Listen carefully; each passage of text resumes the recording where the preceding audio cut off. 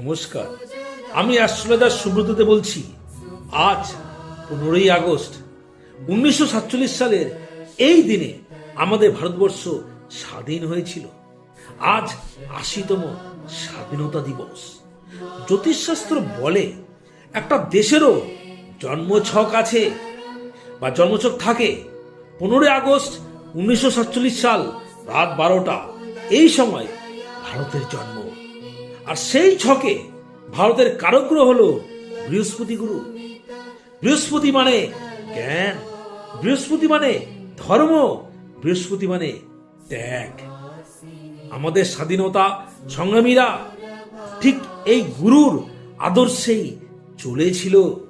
ক্ষুদিরাম বসু, নেতাজি সুভাষচন্দ্র বোস, ভগৎ সিং সবাই ত্যাগ করেছিল, জ্ঞান দিয়েছিল, ধর্ম বাঁচিয়েছিল।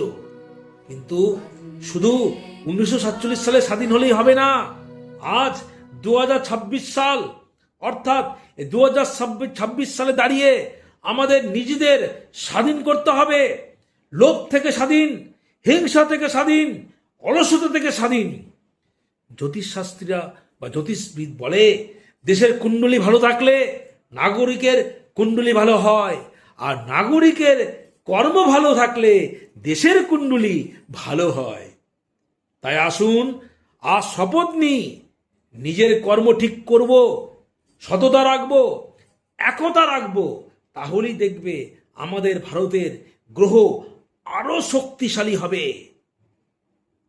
ভারত মাতা কি জয়, ভারত মাতা কি জয়, ভারত মাতা কি জয়।